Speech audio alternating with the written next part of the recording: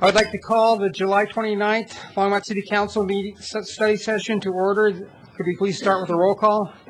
Mayor Coombs. Here. Council members Bagley. Here. Christensen. Here. Finley. Here. Levison. Here. Moore. Here. Santos. Here. Mayor, you have a quorum.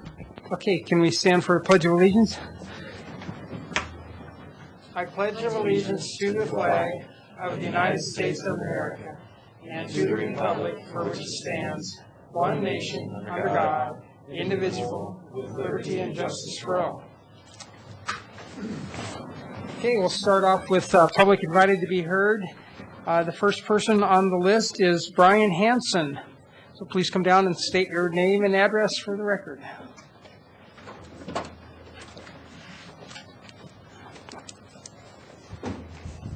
Good evening.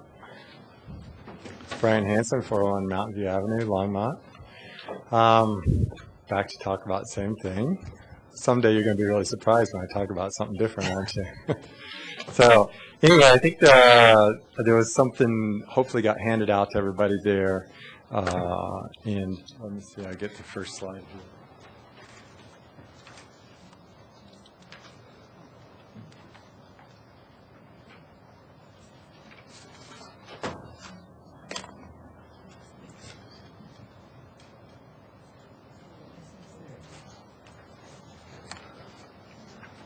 I think that works. Anyway, so the thing I wanted to talk about, I'll do this manual, I'll make this work. Anyway, when Mountain View Welding moved in many, many years ago, more than a decade ago, there was a rezoning to business light industrial in that area, as you can see on that first page that you can in front of you. And it's entirely, except for one side, surrounded by residential. So it's sort of appropriate for business light industrial.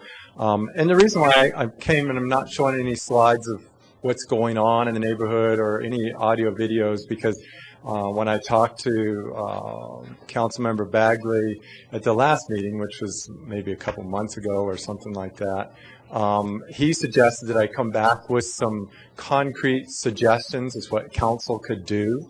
So that's what I'm going to try to do tonight, is to have a few what I consider concrete suggestions. First of all, I wanted to show you the letter that was sent with the stuff that came from the planning division to our neighborhood, because all the locals are notified at that time. And I just wanted to point out some of the statements that are in this. I highlighted them there on the display up there. One of the things that said is in the relocation letter there is that they will not affect the neighbors in any negative way. That they'll maintain its hours of operation from 8 a.m. till 5 p.m. And by the way, they started about 6 a.m. this morning. I called Wendell Pickett at about 6:30 or somewhere in about there, let them know that they were starting kind of early. And then till noon on Saturdays occasionally. And recently they haven't worked much on Sunday, but in the past they've had quite a bit of work on Sunday. And then another thing that it says in that letter is that there'll be no increase in noise. And there's amazing increase in noise. And you should read the rest of the letter, because it says a lot of other nice things that never came true. And so what my suggestion is if you look at the next,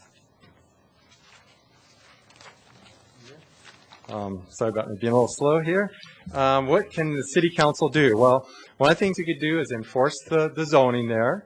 Another thing you could do is require a sound barrier. You'll notice that that is in our city code if you want to look that up. And then another thing you could do would be to enforce this letter like that's in here. And I'll come back next time. Thank you very much. Thank you, Brian. Gordon Pedro.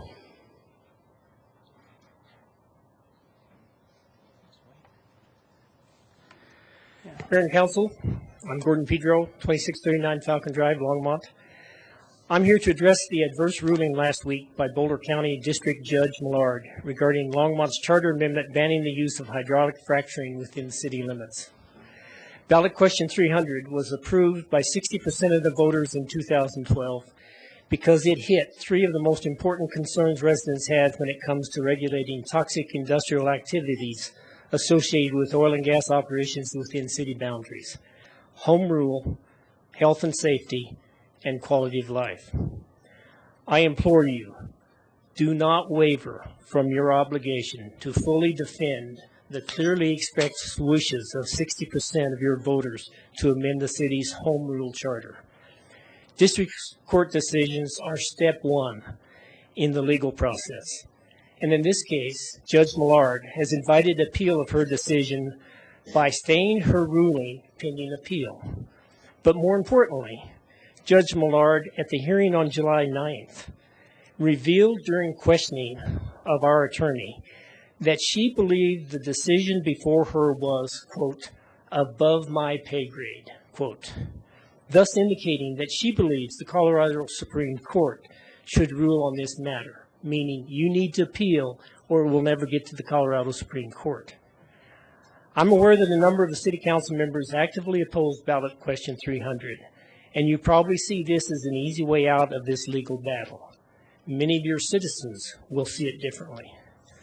Because of the great importance of this issue in the eyes of the community, I believe any direction you give to the city attorney to appeal this decision and continue the fight, or to capitulate to the oil and gas industry, needs to be made at a regular city council meeting with this matter clearly on the agenda as an action item. This is the only way the citizens will have an opportunity to be heard on this critical decision before your vote. It is also the only way voters will be able to see how each council member votes in regards to defending the home rule charter and protecting the health, safety, and quality of life for all residents now and into the future. Thank you for your time. Thank you, Gordon. Dale Lannon.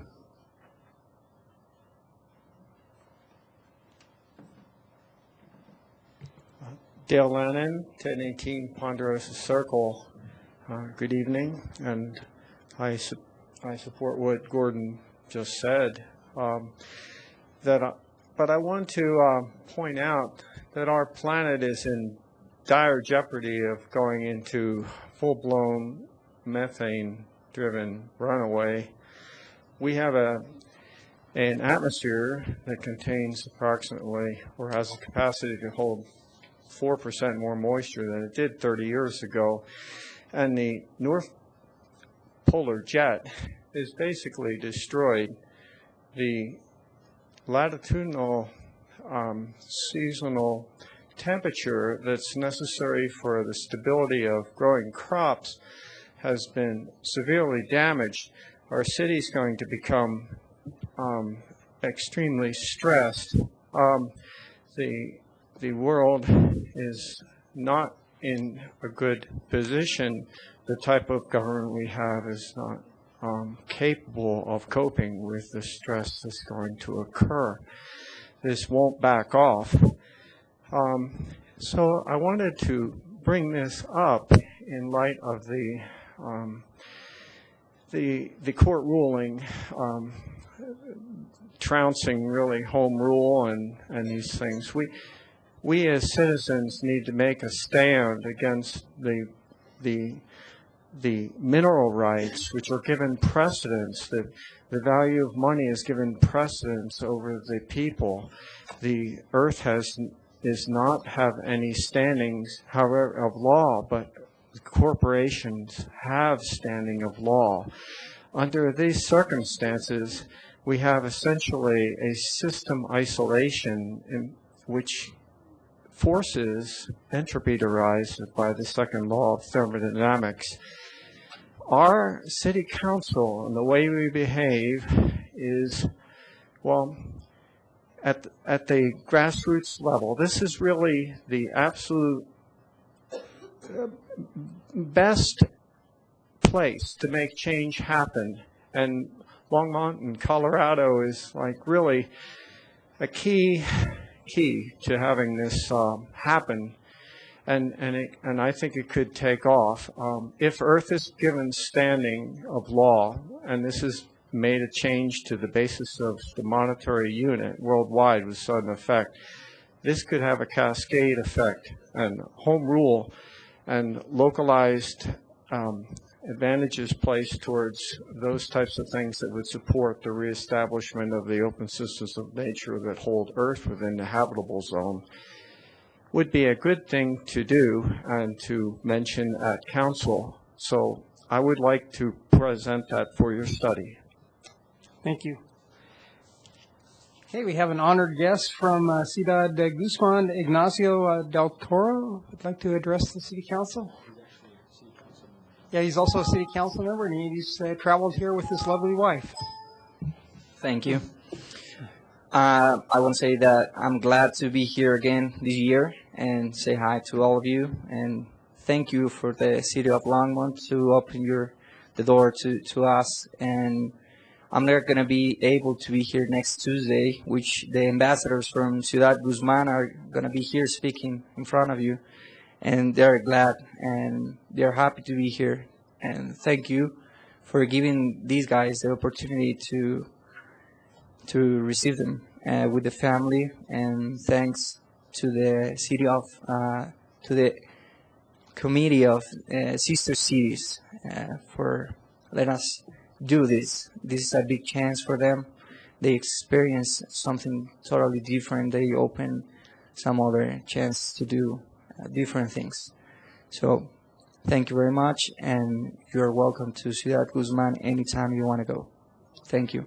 And I'll speak for our entire City Council. Thank you so much for being here, and thank you for being part of this Sister City program. We really appreciate this exchange, so thank you. Thank you. All right, is there anybody else that would like to speak at Public Invited to be heard at this time? Okay, seeing no one, I'll close Public Invited to be heard. So now we have the study session items. You want to introduce them, Sarah? Mayor, your first item on tonight's agenda is the broadband update, design and construction, and Tom Roniotis is here to introduce it. Good evening. You wearing a jacket? Let's get that out of the way. Are you wearing a jacket? Is it on now? Okay. Good evening, Mayor and Council. Tom Roniotis, General Manager of Longmont Power Communications. And tonight, I'm happy to finally be able to provide you all an update regarding the engineering design of our outside plant that we've put a lot of work into, and also provide you a briefing on the type of construction activity that we're going to see, and we're going to be beginning as early as next week. As you can see, we're going to put on a little show and tell, and we've got a lot of pieces and parts here that we think are kind of interesting, and I hope you think it's interesting, and I hope we don't get into too much detail where we bore you, but we're going to do it anyway, so here it is. Tonight, the focus is on the outside plant design and outside plant construction. There's a lot more to obviously providing broadband service than this, and we're planning on coming back in October, and in October we're going to talk about things like marketing, service marketing. We're going to unveil our brand for our new broadband service.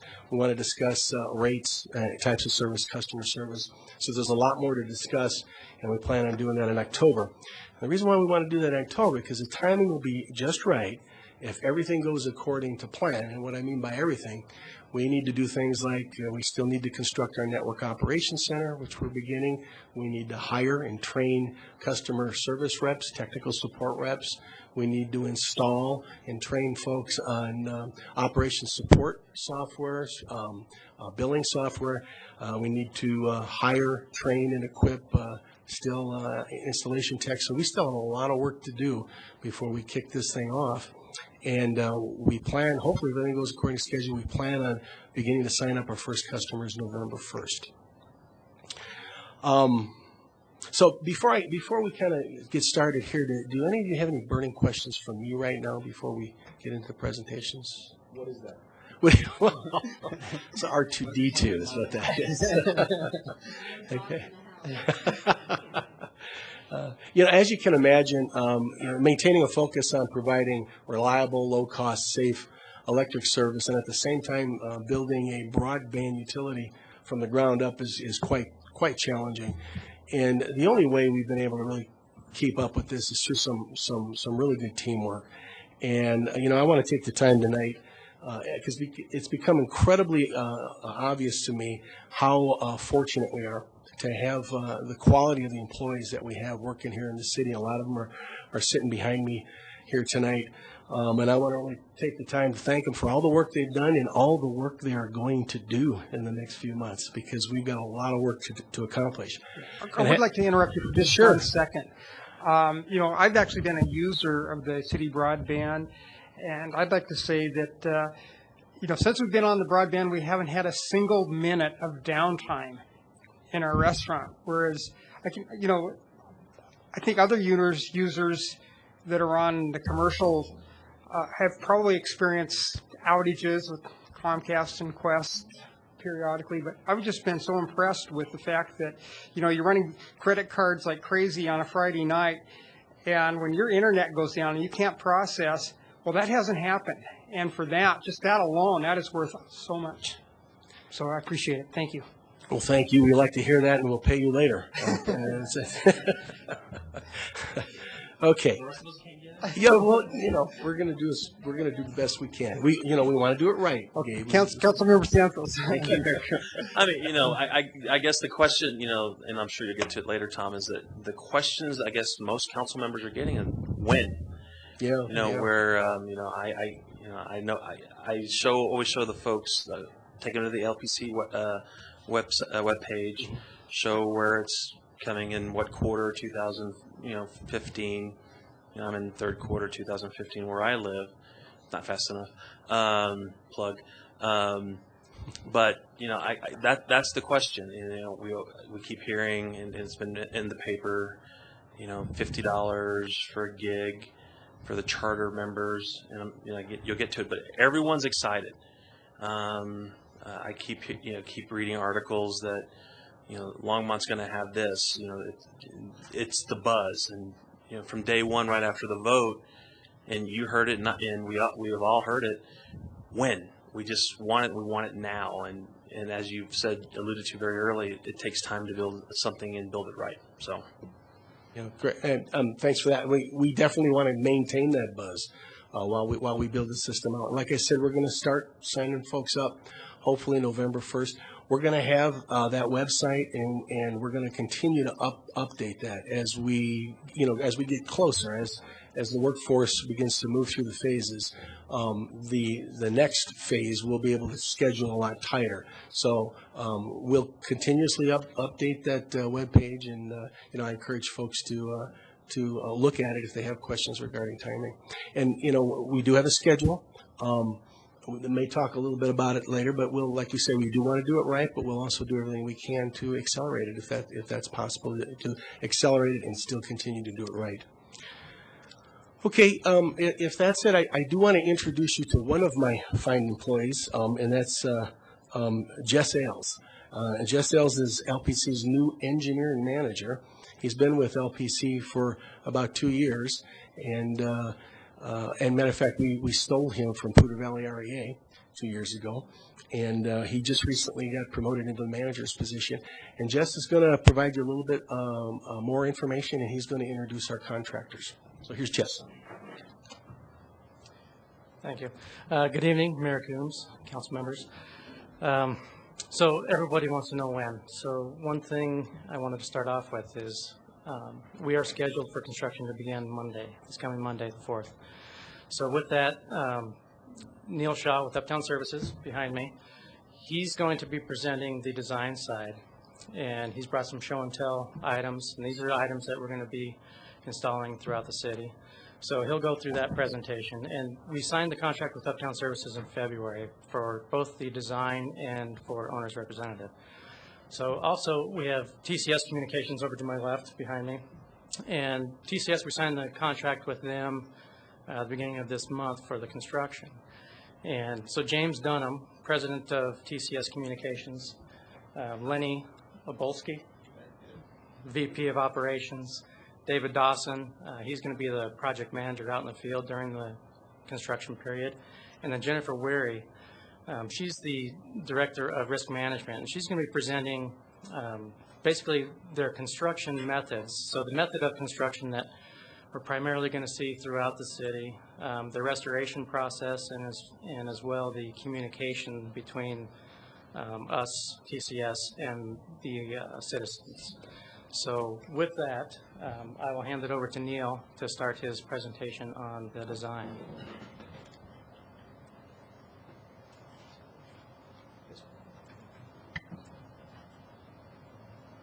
I'm going to be moving around a little bit, so I'm going to use the loud here. Is that good? I can't hear myself, so. Yeah. Okay, so is this the, is it not on? Yeah, it's on. Hello? Hello? Yeah. Can you hear me? Okay, so as Jess said, I am going to cover the system design overview. So Uptown Services is the system designer for the fiber to the premise network. And when we go about looking at a design for a city, this is our sixth system that we've designed that will be built. We usually start from the ground up because things have changed, things continue to change in the industry, they continue to get better and more advanced. So we want to make sure that we reevaluate our design standards and our design principles so that we know that we're using the latest and greatest in terms of technology. And the thing that's really changing in the industry and evolving and improving is how easy the materials and equipment is to work with. And that's probably the most important part for a system this large, because you have so many moving parts, you want to make them easy to use and maintain.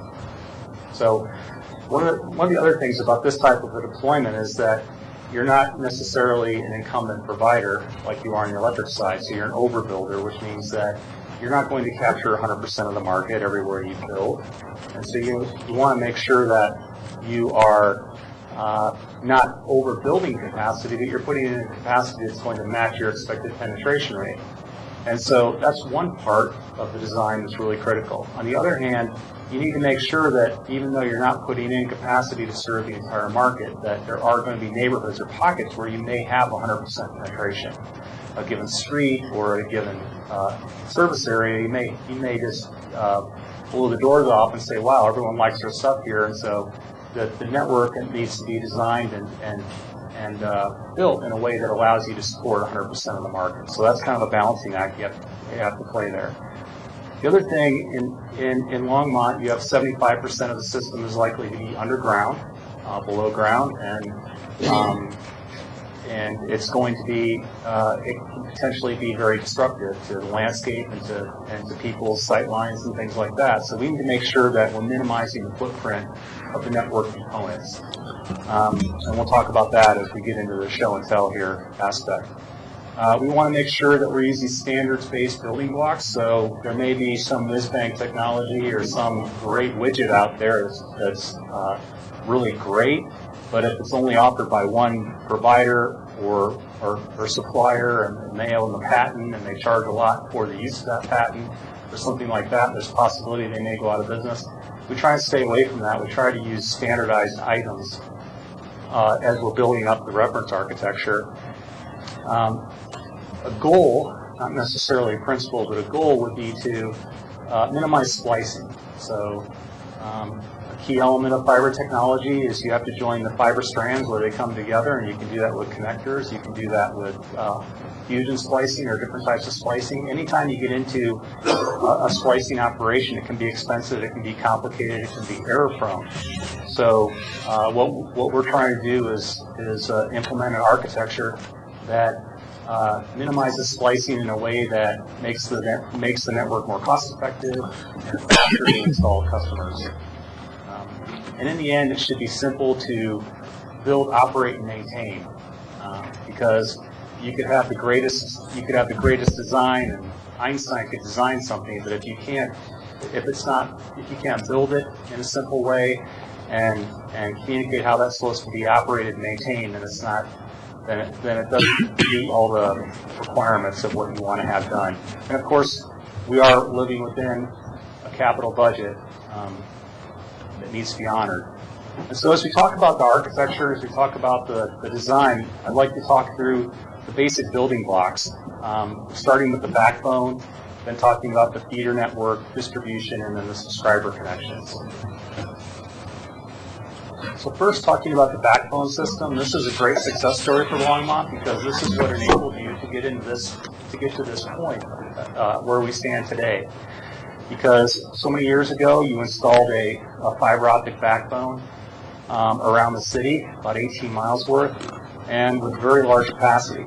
And so we're using that as the foundation for the fiber to premise network. And we're using the fiber backbone as it sits in place today, portions of that 144 fiber cable. And then we're also we're leveraging the electric assets in three substations and 3 other city sites where we're actually putting electronics in those sites. And we'll talk about what they look like in a minute. So we have 4 new huts that are placed at substations, and the Lashley Fire Station, and then rooms here, and then a room here for equipment, and then a room at the service center for equipment as well that already exists. The nice thing about this network is that while there's 39-some thousand homes and businesses that will pass with the system, all the electronics, other than the electronics that are in people's homes and businesses, are located in these 6 sites. And so it's a very simple architecture, but a very powerful architecture. And the way that that's demonstrated is the fact that it's currently already being used to support St. Bernard Valley School District with 10 gig service to every school. Actually, 2 10 gigs to each school, and that the LPC folks that Tom was talking about have done an excellent job of getting that done quickly and effectively, and I believe that SVDSD is very happy with it. And so what that allows us to do is we're using that same platform then that we put in to serve SVDSD, then to also provide that backbone connectivity for the fiber to the premise network. So it's a real nice synergy there in terms of what LPC's been able to do to build on that. So the equipment shelters, like I said earlier, there's 4 shelters, and those are located at the Meadow, Harvard, and Fordham substations. And then there's a shelter at Lashley, which is next to the old fire station. All these shelters were designed specifically for this project. To the design team specifications. They occupy an 8 by 10 footprint. All of these are sitting on new foundations, but they've been designed to allow for room for expansion. So, for example, there's a room for a spare rack to go in the future if we need a spare rack. They've all been wired to accept very high capacity DC power system with the backup of at least 8 hours. There's a generator hookup and a transfer switch in any event that you lose power, but these are at substations, so we should be fine there. And as you can see in the photos, there's redundant cooling units on each shelter. Is there security cameras or alarm systems on those things, or? Yeah, it's very high security at the substations. And what about the? Yeah, the answer is yes. Councilmember Santos? Thank you, Mayor. Well, at the substations, I get, but what about the one at Lashley? Go ahead, Matt. This is Matt. Yeah, Matt. Yeah, Matt, come on down. Mayor Coombs, Councilmember Santos, Matt Shepard's Operations Manager here at LPC, and yes, we will be putting some external cameras and different types of securities to enhance that 1200 Lashley site for sure. Okay. Yes, most certainly. Thanks. Thank you. Thanks, Matt. Okay, so the feeder network, I'm just going to back up a second here because this visual aid is better. Feeder network, laser. Don't look in the laser. It's not going to work on that one. It's not going to work on that. Okay, thank you. So the feeder network is going to be, there's basically going to be 6 feeder systems. And the feeders, you would look at a fiber subring that would come out of each equipment location, each shelter or equipment location, and kind of go around the service area And those fiber, that fiber subring or loop is going to be about 144 fiber cable on average. Okay, and it's going to be that feeder network is going to basically be the stepping off point for all the local distribution plant that's going to go, outside plant that's going to go into all the neighborhoods. And so while it's not done in most cases, the staff is really concerned about survivability, so we are implementing to the extent possible survivable ring architecture, so that if there is a cut-in or a dig-in of the feeder network, you know, a feeder fiber might carry service to 5,000 people. So we want to design that in a way that if there is a cut, that it will reroute and you know, those people won't be out for very long, if at all. We have the feeder routes will follow distribution routes. So, for example, if we've got distribution fiber route that's going down the street, we'll try and get that feeder to follow that route, so we aren't digging up a street, one street over, and not duplicating efforts there. There's some things in here that I think we can probably skip over. One of the things about the design, about the architecture that we're implementing, is that we've opted to go with a feeder architecture that instead of the feeder terminating into cabinets that are about the size of a traffic cabinet that you would see at the corner of a signalized intersection, we're going to terminate instead of an above ground cabinet, which would be about this high. We're going to go ahead and do that same function in a polycarbonate vault, 24 by 36 vault that will be grade level. So the disruption to the sight lines will be much less overall. So the distribution network is where 90% of the network activity is going to happen from a construction perspective and from a network infrastructure perspective. When we're done, the distribution system will pass every home and business in Longmont. That's defined within the service area boundary. Which means that you'll either have fiber or an empty conduit that passes down each lot line within a service drop length of a home. Okay. The aerial systems will follow the electric network, so it'll be on Longmont power poles, or they'll be on CenturyLink joint use poles. And all underground systems will be either front lot or back lot, with the majority of them being in back lot. We chose the rear easement or back lot scenario as the ruling scenario for several reasons. First of all, we eliminate 75% of the road crossings that we would normally have in a front lot environment, and getting into trouble by hitting a telecommunications service, which is typically in the back lot, is a lot different situation than hitting a sewer, gas, or water line, or an electric line, which is typically in the front.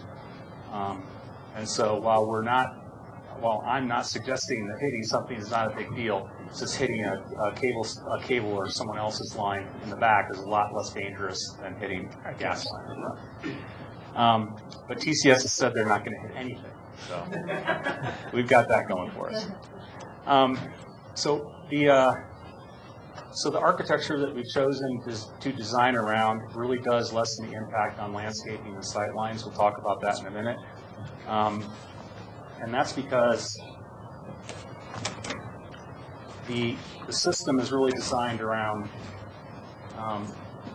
these pedestals, which is where the closures connecting the customer's service drops to the network are, and these are called flower pots. Okay, so if you can imagine this being the below ground element of this structure, so this is basically a handhold, okay, and then this being the above ground element of the structure. So this is approximately 18 inches tall, and I won't bore you with the details, but this represents about the 4th or 5th iteration of the design process, going through iterating. Can we get to the spliceless install? Can we get to a low form factor pedestal with the pipes and the microduct because the one that was right before this was a pedestal that was literally 48 inches tall. It looked like an MX missile. So that was something that really didn't fly, and for a good reason, because there's going to be about 3,000 of these out there. Okay. So then the other thing that we did was thought really hard about how can we minimize the disruption to landscaping, the cost of excavation, everything else, when we talk about these little flower pots that go at the lot line. Okay, so if you can imagine a lineup of maybe 12 homes in a back lot, this would have the middle 4 homes with drops going out from it, and then you go down 2 lot lines, and this one serves the other 4, and then there's one up line from here exactly like this that serves another 4. So that's 12 homes in the lineup. So for every 12 home service area, you're going to have 2 of these and 1 of these. Okay? So there's a lot of these. If there's 3,000 of these, there's 6,000 of these. And so what we really want to do was make this really small. And so this is a 10-inch round flower pot is what it's called. And it's 10 inches deep, it's 10 inches in diameter. And what this allows us to do is install this in the place of a 13 by 24 handhole that's 15 inches minimum depth. Okay, so when you look at the price of digging a hole and then filling it back in and putting this in, it's a material difference. I mean, if you're talking about a $100 difference across 3,000, 6,000 units, it's a big deal. So, and the way we're able to get to this size handhole was by going with smaller duct sizes in the system. So, and that's where we talk about the underground structures of the flower pots and the pedestals versus what would normally go in. What would normally go in where this pedestal is going would be a 17 by 30 inch handhole, very large, 18 inches deep. So, and now we're going with 13 by 13. We are going to pedestal because if we had an opportunity to go with a very low-profile pedestal like that, it keeps us out of the groundwater and out of the snow and ice in the winter. So that's a really important feature. The other technological advancement that we're taking advantage of is called a smart terminal, and this is a device that really kind of pulls all of the design elements together. It allows us to do an install without splicing, because on the bottom, the joke is that I pulled this distributor cap out of my car. But on the bottom, we have an input here and then 8 outputs on the bottom. These blue connectors are kind of hard to see, but these are standard connectors. So there's hundreds of millions of these connectors. This is called an LC. This is called an SC. And these are standard connectors that are deployed worldwide in the millions, if not billions. And so what it allows us to do is to connect to this, put a splitter inside here, and then connect our drops to these, and we'll demonstrate this in a minute. And then probably the biggest thing is it allows us to put this in a very tight space. So boom, this fits in here. If I wanted to, there are certain circumstances where we will put it in here. So there's a flower pot that's 18 inches deep that supports, and it's actually right there, the flower pot model. So how do you find those flower pots, say 5 or 6 years in the future when there's growth and weeds and flowers all around them? I mean, do you have them like geolocated somewhere on a? We have all of the underground structures will all the underground duct will have locate wire in them, or running past them, so we can locate. You can put a tone in that wire and locate any facilities. Okay. So hopefully, though, the network's going to be active, and people will know that they'll know not to take the lid off, fill it with dirt, and put a plant in there, as opposed to what's happened in other places. So what we have here is we have the ability to, in that 12 home service area, we can put in an 8-port smart terminal, and we can get 75. We can serve 75% of the customers in that 12 home area. Okay, or 67%. Yeah. So don't ask. I'm not an engineer. So, but what we can do then is we have these smart terminals made for our specifications, so that if the 9th customer does sign up, we can come off of this and put in another smart terminal down here that's a 1x4. Okay. 4-port. Okay. So it gives us capability to go to 100% where needed, but we start at 67 to 75%. Yeah. So we don't overspend on capital. These smart terminals, as the second terminal over, that's basically, if I were to take off this lid, that's what it would look like underneath. There's a 1x8 splitter in there, and then there's 8 splitter outputs here. These terminals will be designed to support 1x4 and 1x8 splitters. Okay. The other thing that really kind of jettisoned us into this direction is the smart terminal patch cords. And this is a 2-fiber patch cord. Okay, and so this will serve this smart terminal, and then this fiber, we have some of these fiber patch cords that will go 1,500 feet. Okay. So this is very easy to work with, and it's a major breakthrough for us because we can put it in this microduct, we can push it, we can pull it, it slices, it dices, and then we can also put it in a regular 1.25-inch duct. Okay? And so it opens up a lot of possibilities for us because, number one, the connectorization ends the need for splicing in the network. So I like to say this is like a building with a Lego set or something like that. There's certain pieces that are going to go together in a model, and you just need to order the right pieces. The other piece that is really big about this is it simplifies the materials handling. So if you look at this cardboard reel right here, you can imagine that cardboard reel is a single patch cord, and it's a 500-foot patch cord. Okay? Because basically that's what I need to connect to this smart terminal to the next smart terminal.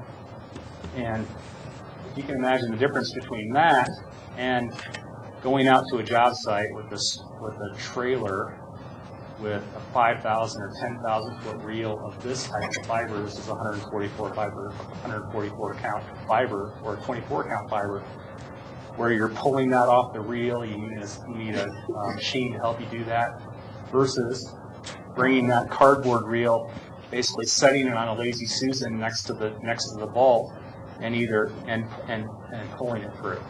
Okay, so that's a 1 or a 2-person job versus an entire crew required to pull major outside plant cable through standard duct. So the other thing we're doing is that when you look at an architecture like this, you always you're not worried about it, but you always want to have on your mind, what am I going to do in the future? Okay. And so we might have 2 or 3. These are 3mm cables. This is an 1.25-inch duct. So we're going to have an 1.25-inch duct all throughout the system. So if you can imagine, we could fit 40 of these in this duct, but we're only going to do about 3, 2 or 3 at the max. So we'll have plenty of room in the future for another fiber cable to go in here. This is a 144 fiber cable that we can run in the future in 30 years. If everyone wants their own fiber or something like that, then you can go to town with your next bond. So the other thing about this system is that with the advent of the connectors and the smart terminals and using splitters in the smart terminals, we've been conservatively, just in the underground network, we've been able to eliminate over 50,000 slices in the network. Okay, so from a quality perspective and from a cost perspective, that's a huge savings. And then last but not least, I probably shouldn't bring up flooding, but this would survive several days under 10 feet of water without any damage or leakage. So not to discount the aerial environment, we have something similar to the smart terminal. Probably not as exotic, but this is a great workhorse closure. This is called a slim box, and this is a device that would go up on a pole, and that up there in that photo is pole mounted. And so the outside plant cable would come down the pole line, and you would bring it in here, break out a single fiber, and patch it to this. It's hard to see, but this is a 1x8 splitter right here. So I'm going to splice it to that. The splitter's connectorized. I'm going to put those connectors in the back here. And then when a customer signs up, I run their drop here, plug them into that port, and they're lit. So that's what we're doing in an aerial environment. And our goal is to use pre-connectorized drops in the aerial environment as well. So the subscriber connections. So Thank you. So which applications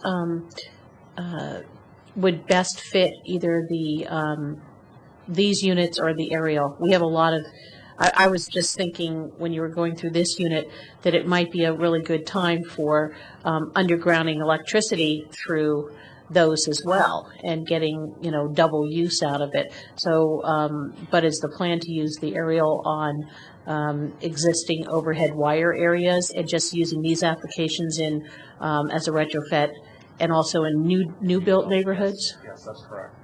Okay. Just wondering. Okay, so on the subscriber connection side, we're talking about 10,000, 14,000 customers, so the numbers add up, and the multiples are pretty severe. So I'd just like to kind of go through what happens when you connect a customer. So I'll go through the building blocks, and then I'll do a quick demonstration with a volunteer. So think about who wants to volunteer. So here's what's called the pedestal. Go ahead, Gabe. Okay.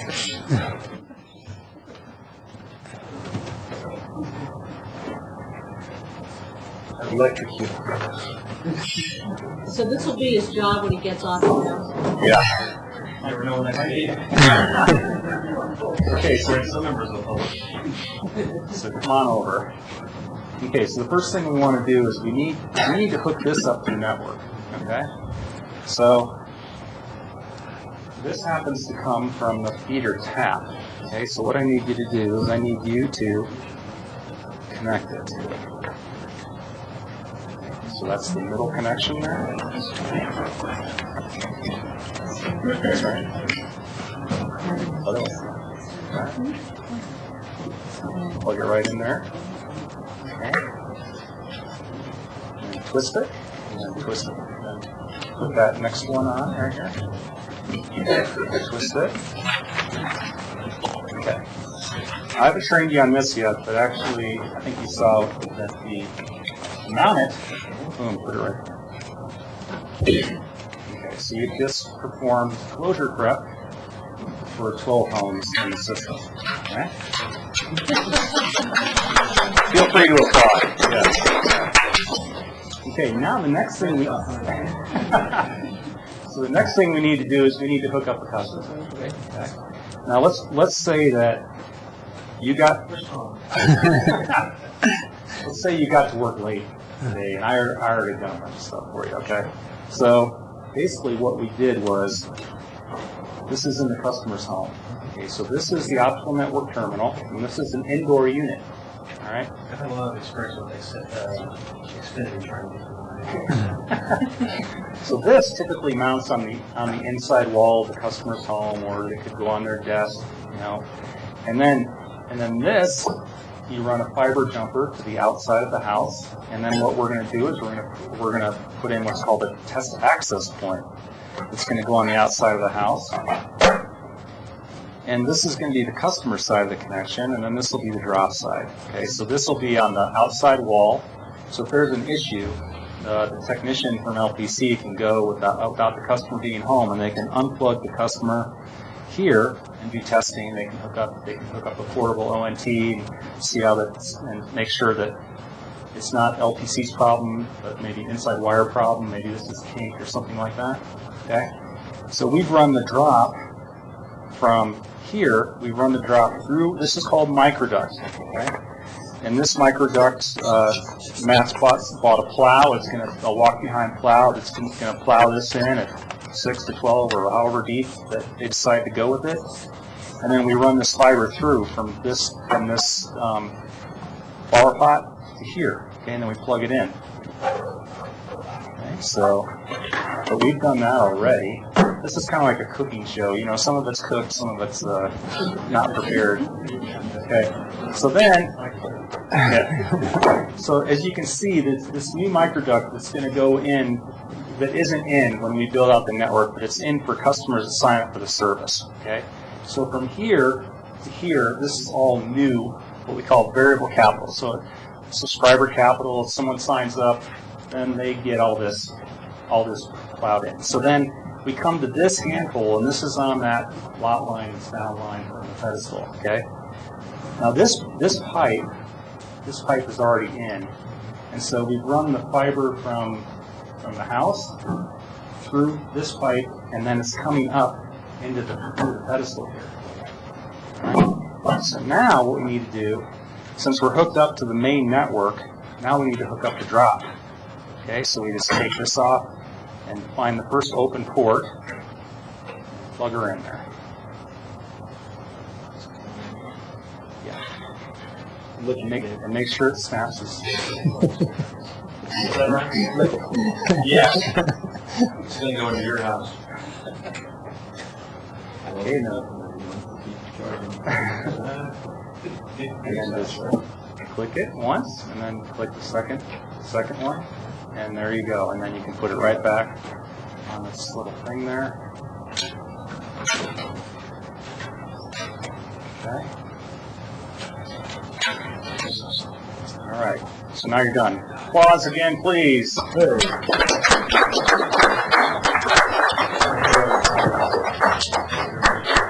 And don't forget to put the lid back on the pedestal.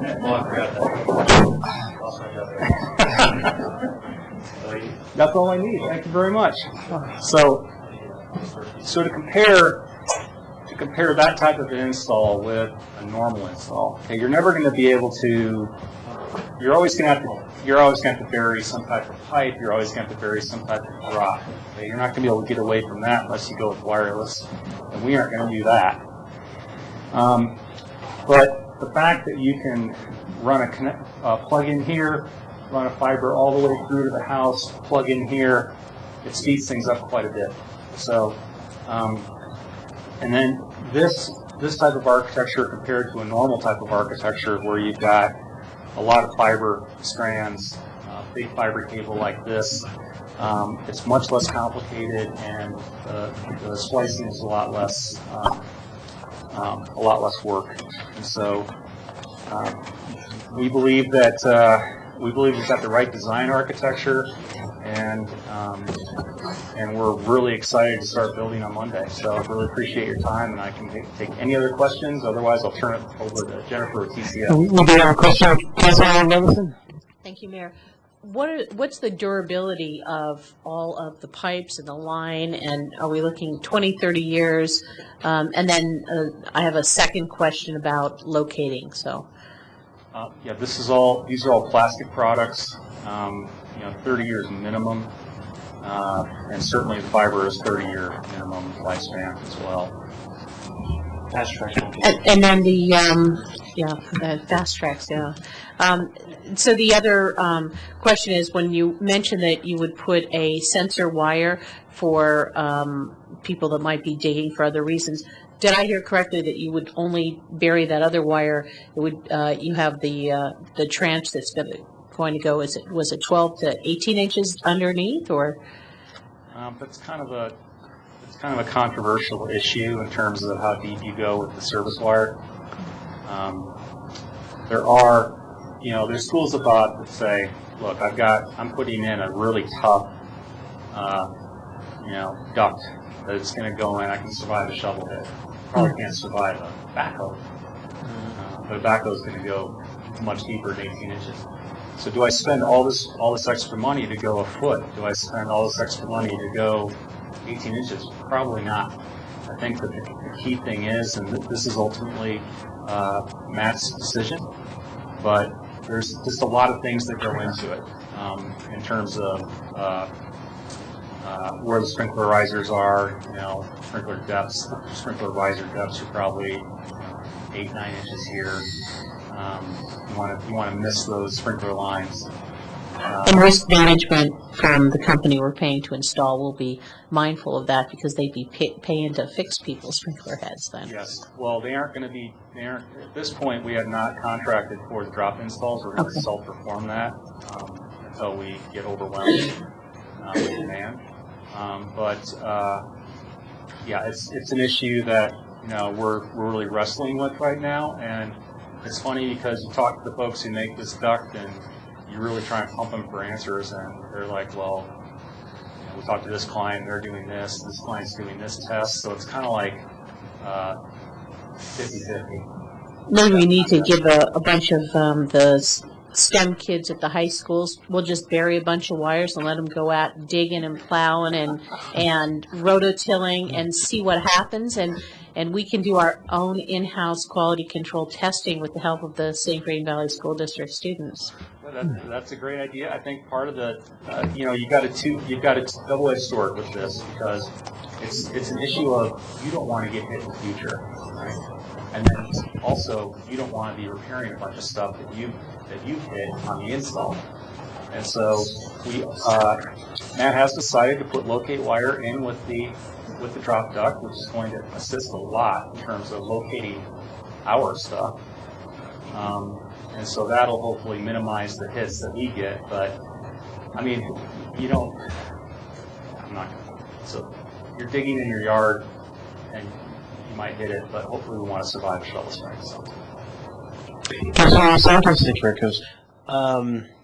kind of fun going up there. The fiber jumper going into the indoor ONT, how is that going to be protected? Because you mentioned kinks, and we don't want any kinks in the fiber. And having been, I got a little preview of this about a year or two ago. I got to go out with Vince and help him clean the fiber back here at Civic Center. So how is that going to be protected so we don't get kinks, or the customers don't get kinks? And is the jumper fiber going to be inside? And how are we going to get John Q. Public not to get kinks in their jumper fiber jumper? This is another interesting issue, and it's something that we're working about, trying to work on different creative ways to make it as easy on the customer and as problem-free in the maintenance mode. The key thing is that we want to put both the tap box and the ONT in the home in a place where we can minimize the length of this jumper. Right. Okay? The jumper won't actually be this inside jumper. This is the yellow jumper I just picked off the shelf. Mm-hmm. But the jumpers that we will be using are specially designed indoor-outdoor jumpers that are called bend and sensitive fiber. So you can literally take that jumper and wrap it around a pencil, and the light will not attenuate. Okay. They also have, there's lots and lots of creative products to deal with the inside wire issue related to fiber. There's actually a fiber product that you can put in a crown mold or a seam of a baseboard. The problem with that is people don't realize it's there, and they rip their baseboards out, and sure. But yeah, what you're talking about is something that people are really wrestling with as the ONTs come inside. They've typically been outside, but now they're moving inside, so people are having to deal with this issue, and I think they've come up with a lot of different solutions that will solve. Yeah, because you have folks, where I have my server, and you have your different configurations for your Cat 5 cable or Cat 6. I've talked to Tom. He said maybe this may be better for Cat 6, but you're plugging in as many computers or your wireless network or what have you.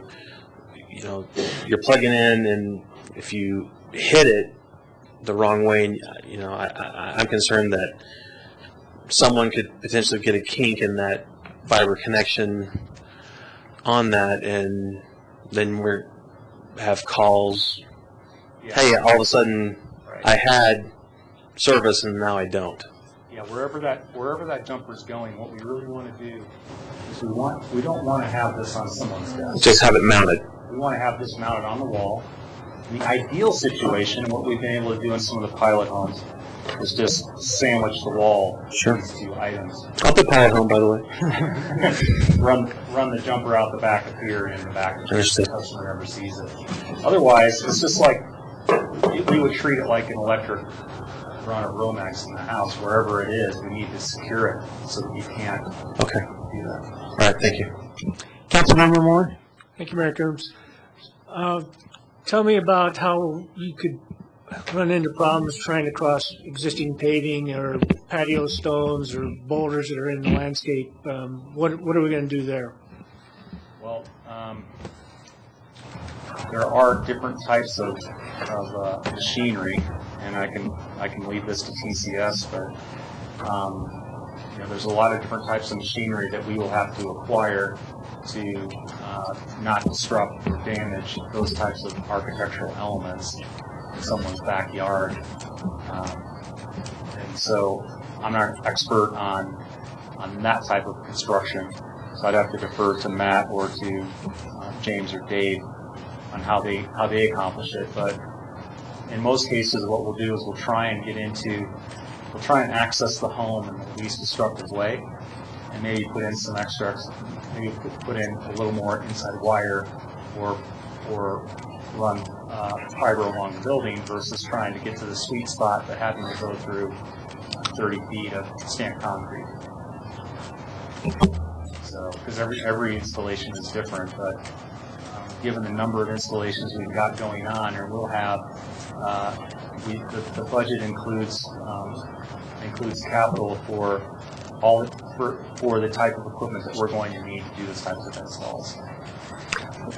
How much flexibility is as to where the actual entry point into the house is? Is it pretty flat, whether it's east or west or south or north? It's very flexible in terms of where we can go in. It's just a matter of where does the customer want their main connection? Because out of this, once the ONT is in the house and terminated, then it has these Ethernet connections on the back.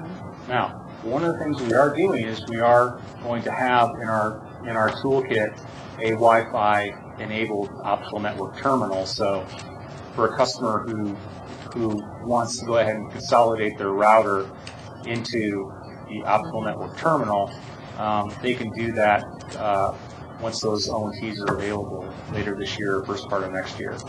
And so that would alleviate a lot of the wiring issues if everyone's basically wireless today in their home.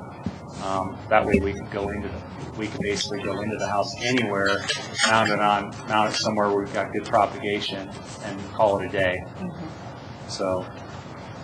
Okay, thank you. Okay, there's no further questions. I just have some brief comments.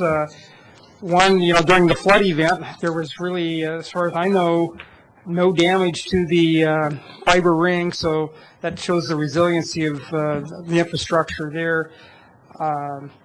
When we first started looking at this, our business model was kind of based on a 30% penetration rate, and that we were able to pay off the bonds, and now we're building to a 67% rate with the ability to go to a 100% rate in some neighborhoods. I think that's pretty optimistic. I think we've answered all the questions. I know that initially some of us wanted to know do we really understand what we're doing, how we're building out? And I think Tom's done an excellent job in heading this up and coming up with a great architecture and putting us all at ease that we made the absolute right decision when we all pressed this forward several months ago. So thank you, Tom. So thank you. We actually have another piece of Yes. this. Okay. Yeah, we do want TCS to talk a little bit about the construction activity that is going to begin next week. Okay. Mayor, can I ask something? Sure. Councilmember Levison? I'm wondering whether or not this would be great, and I know we've gotten a great way of showing how everything plugs in the unit. I'm wondering if we couldn't do something for Channel 8 to show these are the units and trying to go through and show the equipment and the ideas, and I think that would just be excellent to broadcast to the general public when these things start appearing around town. I know Johnny St. Grain's going to get a call or a letter, but it'd be nice to be a little proactive so that we do have a lot of really geeky people that watch Channel 8 for various broadcast, tidbits of knowledge about the city. I think this would be really a great way to let people know. Do you think that's possible, Tom? Mayor, Councilmember Levison, that's a great idea. We hadn't really thought of that, and I think that's something we will do. But what we will be doing is we'll be getting photographs and perhaps even a video of some of the first installation efforts that are going on in the city. We'll post that also online so that folks can actually get online and see the types of activities that they're going to be seeing, in their subsequent phases. So, but that's an excellent idea, and Neil, he can be the star of the show, and I think he's always dreamed about doing that sort of thing. So we'll make sure we get him under the bright lights and get it going. So before she starts, so definitely we can look at that piece. Want to reiterate something that Tom and Neil both said, is that as we have a schedule in terms of when the implementation cycles are planned to occur.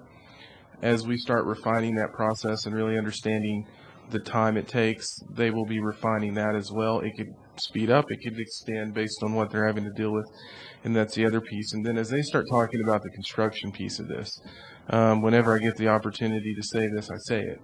This is the beginning of a pretty extensive construction process in our community, not only from a broadband perspective, but when we get into streets and river and everything else. And so this really is the beginning of that process where we engage in a number of construction processes across the community. Hi, good evening. Good evening. Go ahead. Thank you for having us. As he stated, this is just the beginning. Just a little bit of what we're excited about. This was run in your local newspaper here, announcing that we had won the bid and we were going to be doing this construction. A little bit of thank you. Just a little bit of background. We were founded in 1978 in Houston, Texas. Our corporate headquarters were moved to Colorado in 1993. We have buried over 850 miles in the Front Range since 2007. The majority of that was during the Comcast turnkey project, where we worked in rear easements every day.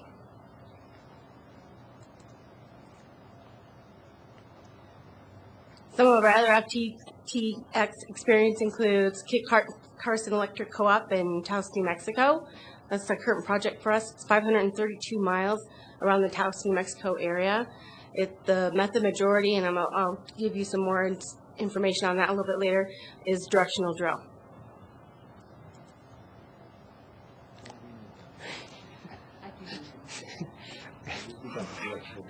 Where else? How about horizontal directional drilling? It's even more fun. So, Windstream Communications, part of the RUS build-outs that they did with the ARRA funding, 120 miles between New Mexico, Oklahoma, and Texas, underground and aerial, and the majority of that method was directional drill as well. The biggest one of all is our Verizon Fiber to the Premise project that we did in Tampa and Sarasota, Florida. That project was over 5,600 miles that we completed in less than 5 years. The majority of that work was done by missiling. and I'll explain a little bit more about that. But Don't know that one. Let's explore that a little bit.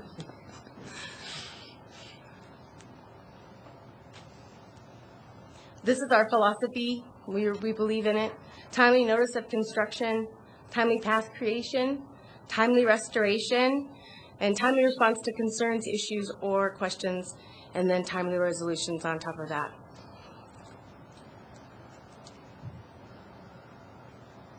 Our pre-construction plan is broken out into a few different areas. The first one I was speaking about is the postcard. Postcards actually were mailed out yesterday. I partnered with Longmont Printing here locally, and we already know that the postcards are being received by your residents as they are already starting to call and ask questions. We fielded some of those calls just this afternoon.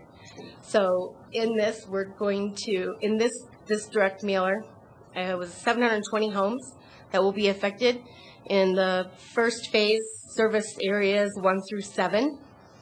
And so there are 720 homes that property lines could be affected or touched. So if it's running your easement and it's along the fence line, to your question regarding, which one are you going to do if there's a lot of boulders and things along those lines in the landscaping, but on the other side of the fence, which we have the ability and the easement to build, we'll probably choose the easier route.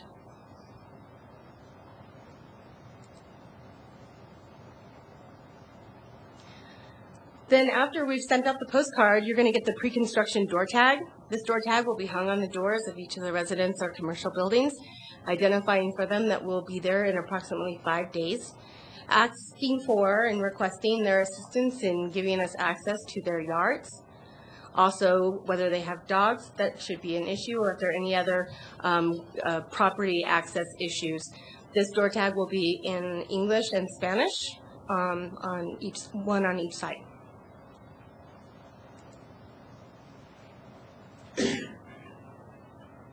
The next portion is to capture.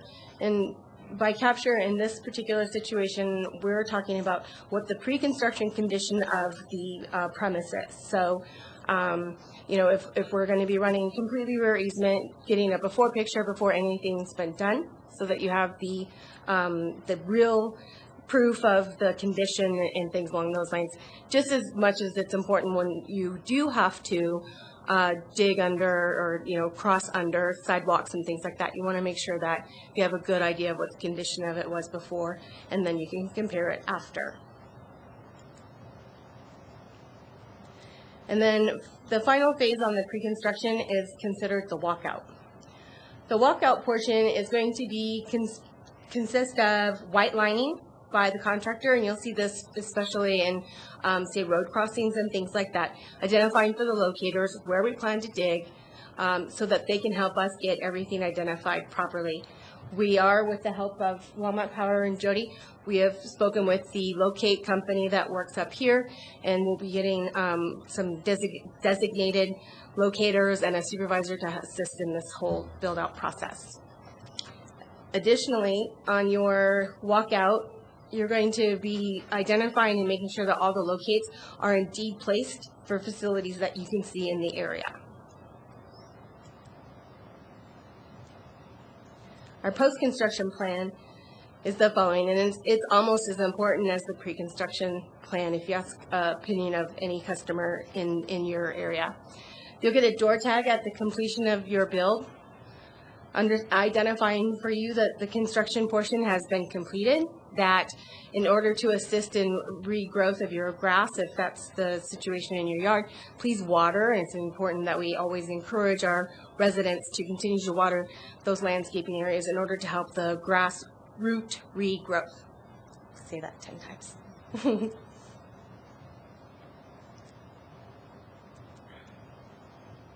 We'll replace the grass with either sod itself or grass seeds. It was interesting when we were in Tampa, they considered what we would call crabgrass as their native species, and that's what they wanted us to actually replant for them. That was really something strange to me, as my dad cursed it all my life growing up. So that was something. Post-construction plan, including the door tag, is then if there is a situation where there's a contact from the homeowner himself with a concern. We are digging in the backyard. I skipped ahead. We are digging in the backyard, and invisible dog fences are always going to get hit because they're usually something that the homeowner won't think of to warn us about. They're not really locatable anyways. And so those are some of the situations that we deal with regularly. In that, there's also the potential for the sprinkler line damages. That happens. Usually the crews, as they're doing the restoration during their building process, will look for those types of things. But sometimes it happens. The most important thing is that, A, we know about it as soon as we can, and that we resolve it as fast as we can. That's what we like to do. So part of the contact plan that we put together for this particular project is we're going to have a call center. And in the call center will be hours of operation 7 a.m. to 7 p.m. Monday through Friday. That's so that the homeowners that are working during the day don't have the availability to deal with any personal calls or such. Will still have the availability to do it. And then on Saturdays from 9 until 2, because again, we're all busy in our work life and sometimes don't have the availability to make those calls. One of the other things that we are doing is we'll be staffing a bilingual call center operator that can deal with our Spanish-speaking folks that need help or concerns or questions. And we're going to, at this point, our preliminary plan is to staff it from 4 to 7 Monday through Friday, and then 9 to 2 on Saturday. So during your post-construction plan, there is a complaint. That's what we call it. Not that it's, a negative connotation. It's just the industry jargon for it. But the response time is really what's most important. So one of the things that we find to be extremely crucial is say what you mean, mean what you say. If you're going to be out there, you need to be out there. And so with that, we try to address it extremely timely, because that's how you can get on top of things and make sure that things are fine. And if we go out to resolve a situation, say it is a sprinkler line or something along those lines, and the homeowner's not there, we're not going to just not do it. We're going to go ahead and take care of what the complaint is, what the crew was sent out there to do. If we've missed them, we'll leave them. We're sorry we missed you, door tag. Your resolution was A, and this is what we've done. We'll follow back up with you to make sure that everything's good. And then also, if for some reason we've gone out and they have left the house, say they had an emergency or something, they didn't, think about poor old us coming over to say hi, we'll leave them a door tag and say, we really want to talk to you about what's going on. Here's our number. Please contact us. We really want to hear from you. So the methods and procedures, there are different types of mechanical digging. There's backhoes, I can go through a list of them. But primarily the ones that are going to be used on this particular project are missile piercing technology, or often we call missiling, or horizontal directional drilling, which we call just drilling. So what's important is that we've been doing all those different types of building here in the Front Range, and it has its own very special soil mechanics here, since 1993. So we're very skilled and knowledgeable of what we're doing here. These are some pictures of some missiling things that we were doing in Verizon. Our strength really is that we can use multiple kinds of mechanized digging to get the work done. This gives the folks behind me some shivers. They don't want to see this, but what this was is the project that we were on, and the customer's request was to do it. It was all front easement, and it was cross trenches and receiving pits every 25 feet. So we opened up a lot of space. But what I want to point out is the quality of which we're doing it. So we have our tarps out, and we have our spoil piles out right there. And so at the end of the actual path creation, it's put back in, it's tamped down, and you go ahead and you complete your restoration at that point with the sod.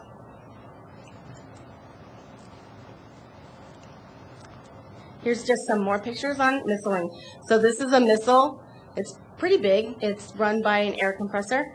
You can see the air compressor hose attached to the missile. It works. You don't do it under driveways if you don't have to. You don't want to lose them. And you never do it under roads. Here's some directional drilling photos. These are my show and tells. I can't actually bring those into your building, but if you want to up close and personal, let us know. We'll try and get you access.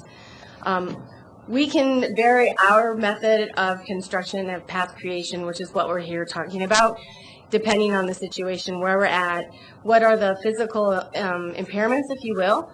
Maybe Miss-Lean's not going to work, but we can go ahead and do a directional drill, and we can shoot from curb to curb, and then we have even less impact on people's yards because we're not actually in them trampling around. That's an actual picture from Colorado Front Range. You can tell the mountains.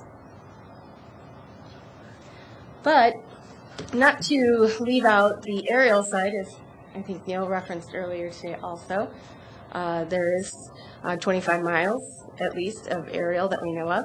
So we have those considerations also of things that need to be taken care of. This is one of our crews, real photo, not staged, so gives you just a little bit of idea of all the things that TCS is capable of performing. We believe in safety. We have a very strong safety commitment, and you'll see that as you come around and see us out in the field. That's all I brought for you today. I'm available for questions. This is a slide from Denver Metropolitan Damage Prevention Council, which we've been members of, and one of my team members was the former president of that organization for years, and then also the state representative as well. So we believe in that. All right. Any questions from council? Excellent. Thank you so much for presenting. Thank you. Let's take a 5-minute break.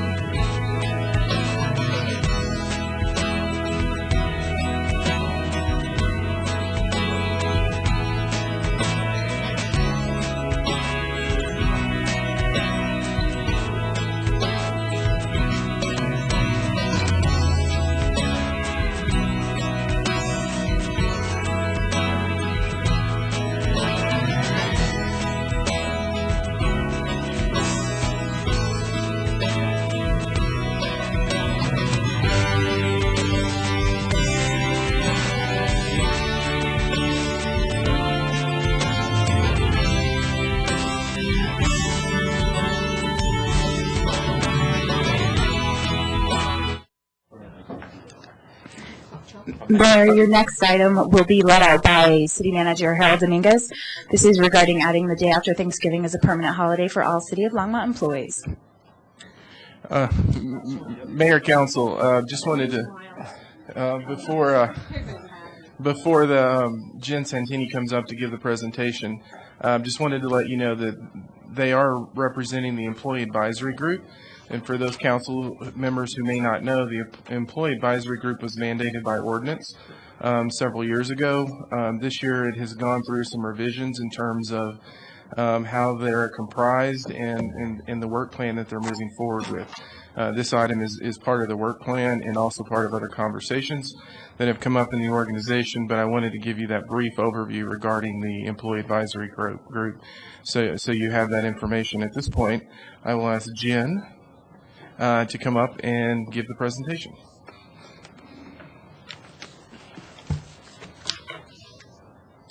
Good evening, Mayor and council members.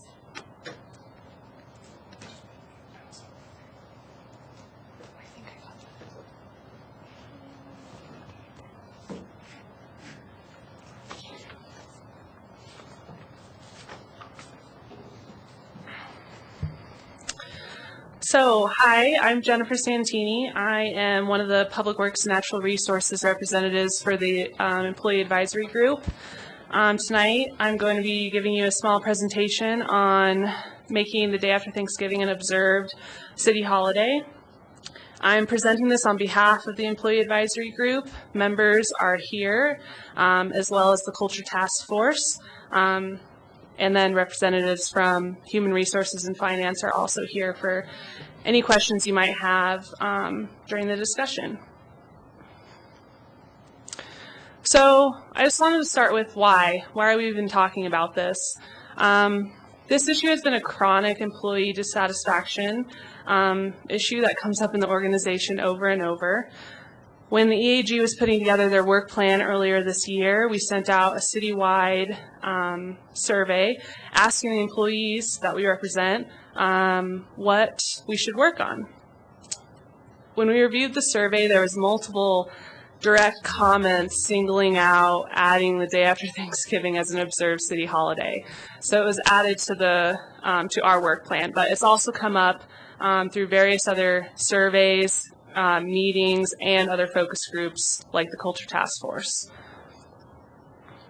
There's also a sense of loss around this issue. So we have new employees who come to the city and they kind of wonder, why don't I get this day off when my family members do, my friends do, what's going on here? The older employees have a different sentiment. They remember when they did get the day after Thanksgiving as a holiday, so they see it as something being taken away from them. This is really important to the employees here because it represents a component that really goes into their work-life balance. This is a day that people want to be home with their families, and that's why it's important to them. I also want to just clarify that this presentation is not about employees asking for more time off. This presentation is about the City of Longmont having a successful business model where we're meeting the market in all areas. That is what leads to happier employees with higher productivity and a quality of service that's higher than average. I'm now going to justify this by going through the review criteria that we use to evaluate this recommendation. So starting with the municipal benchmark comparative, our Human Resources Department surveyed similar agencies and utilities across the Front Range, asking them, how many holidays do you guys observe? And is the day after Thanksgiving included in that? We found an average of 11.2 observed city holidays, with 70% of those agencies including the day after Thanksgiving as their holiday. I do want to point out on this graphic that the City of Westminster is left as an unknown if they observe the day after Thanksgiving as a holiday because they have a different work schedule where employees work 4 days, 10-hour shifts. Additionally, you'll notice that Fort Collins looks low. It's believed that Fort Collins has 9 observed city holidays. However, they can get an additional 3 floating holidays through the utilities wellness program, but they have to be earned. So since they're not given outright to employees, it's not included in the graphic or the 11.2 average. So these same statistics were looked at in the private sector. We surveyed the top employers in the city of Longmont to see how many holidays they get and if the day after Thanksgiving is included for them. The private sector here showed an average of 12 holidays, with most of the organizations, including the day after Thanksgiving. McLean Western, we didn't get the information if they included that one. Again, with this graphic, you'll see XY. There was a few companies that didn't want this information to be public, so it's taken out for confidentiality. Additionally, in a survey asking Colorado organizations if they have the day after Thanksgiving as a holiday, 69% of Colorado businesses reported having the holiday, and 77% of government entities reported having it. 461 organizations responded to that question. 120 were government organizations. So let's talk about the impact on our community if we were to do this. To start, our recreation services was not included in this analysis because they would have to stay open whether this was a holiday or not. This is one of the busiest times of the year for them, and they already stay open on most of our holidays. The AG thought this was a status quo that was going to be upheld, therefore we left them out of the analysis. So on the summary table that you see, the left-hand side shows the city location that's providing our community with a service, and the right-hand side shows the increase or decrease in customer traffic on the day after Thanksgiving. You'll see that a few of our facilities actually have an increase in customer traffic, which is the museum and the waste diversion center. I'd also like to point out that the senior center shows a decrease, 56% decrease in customer traffic. But the people who are using that facility might not have anywhere else to go, so it's something to bring up. And I should also say that customer traffic means call-ins, walk-ins, service calls. That's how we quantified customer traffic. Overall, though, you can see that there'd be a minimal impact on our community if we were to make the day after Thanksgiving another city-observed holiday. So now I'd like to talk about costs a little bit. One day of payroll for regular full-time employees at the city is $175,000. That's the amount that's tied to whatever the productivity rate is on the day after Thanksgiving that would be lost if we made that a holiday. Regardless, so for regular full-time employees that are not shift workers, there's no hard financial impacts because whether they're working that day or it's a holiday, they're paid the same rate. There is hard financial impacts, though, for shift workers. That's what's shown under the extra cost column, and it totals $114,000. This was calculated using an assumption that every single one of our shift workers in the city would have to be backfilled at some point in the year when they do take that holiday at an overtimed rate. So this $114,000 was vetted with the applicable supervisors, and it's a relatively good estimate for what our worst case scenario costs would be. These groups include fire, police, communications, as well as public works, natural resources, departments such as treatment operations and sanitation. We have a quick question now, Councilmember Bagley. Thank you, Mayor Coombs. Quick question. So you're saying, so the information you're providing, the 1 day of payroll, $175,000, are you asked, I guess my question here that's going around, the word observed, are you asking that, so are we saving 175 and then paying 114,000 in overtime, or are you saying you should get the 175 and the 114,000? So the $175,000 you're paying no matter if there's a holiday or not.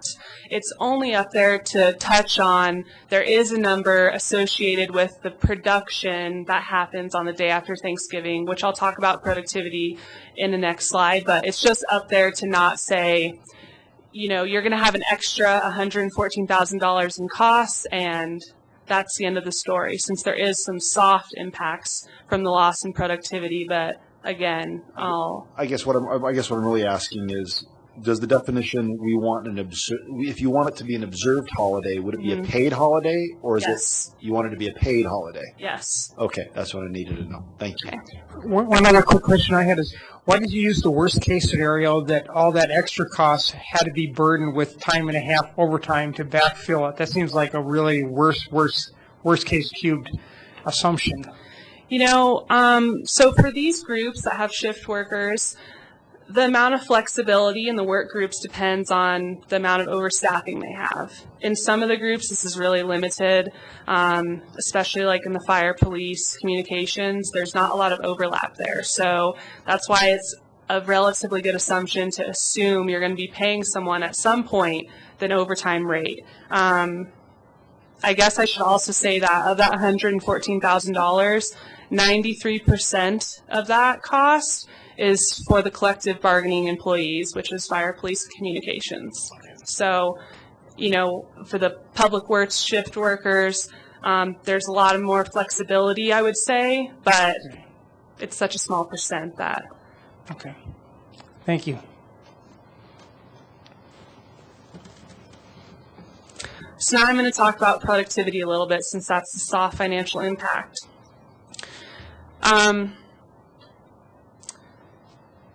It's hard to judge what the productivity rate is on the day after Thanksgiving because it has a lot to do with what your job title is. We know from the community impact analysis that our customer traffic goes way down in a lot of our facilities. So if you're a frontline worker, your productivity rate is going to decrease substantially because you have no customers to serve.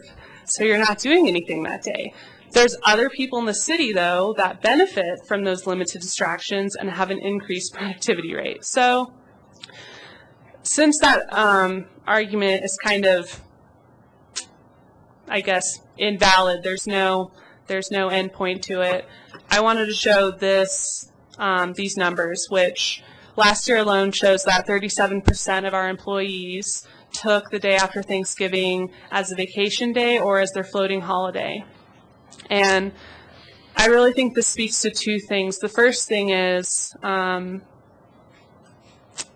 37% also does not capture the employees who work flex schedules, so they naturally get the Friday day off normally. It also doesn't show the shift workers who would want to take that day off, but they can't because of their duties as assigned. But I think that this number shows two things. The first thing is that if 37% of our employees are gone, what's the quality of service that we're providing our community on this day, especially with partnering organizations being shut down because they observe the holiday. The second thing is it really shows why this is an employee dissatisfaction issue, because people want this day off so badly that they're willing to use whatever means necessary to take it off, even using their own vacation. And also, a side note, 32% of our employees are shift workers, so it's a very high percent. So what would be some of the impacts if we were to make the day after Thanksgiving an observed holiday? There are the financial impacts that I discussed because of the shift workers. However, overall, this is a small, straightforward council action item that would have a really large and widespread benefit across the city of Longmont. Adding the holiday would bring us almost up to the average observed holidays in similar municipalities. Not exceeding it, but almost up there, which is important because we want to recruit and retain the top talent in this organization. We would also see an increase in morale. Again, this relates to people's level of happiness, their work-life balance, which relates to our increase in productivity.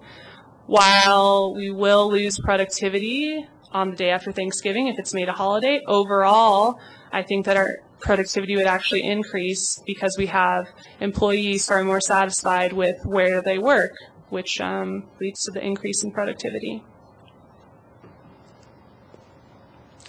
So to conclude, we are asking council for further direction on this item. We want to, again, increase the number of observed city holidays from 10 to 11. This maintains the 8 hours that's designated as a floating holiday, and then we would adjust the accumulation rates for shift employees. And with that, I'll turn it over to the council for questions. I guess I'd like to move that we direct staff to move forward with preparing an ordinance to add the day after Thanksgiving as an additional observed holiday. Second. Okay, any further discussions? Councilmember Finley? Thank you, Mayor Coombs. I get 6 paid holidays off, and most of the businesses that I work for probably have less than 10. You know, the city always talks about working and functioning more like business, and it has been my experience that business has 10 or less days off. I think banks get 10, but the rest of us get 6. But I do want us to be competitive in attracting municipal workers, and we'll vote for this. But the information that you put forth, at least half of those were government agencies. Government functions differently than business, and just wanted to bring that up. Councilmember Bagley. Thank you, Mayor Coombs. You did a great job. Rumor is you were very, very nervous, and that I wouldn't have guessed had they not ratted you out. So you did great. I guess my thoughts in general. I'm going to vote for this. Because obviously, I mean, I can if I was a member of staff, I could feel the grumblings. Yeah, exactly. But just to be clear, though, I mean as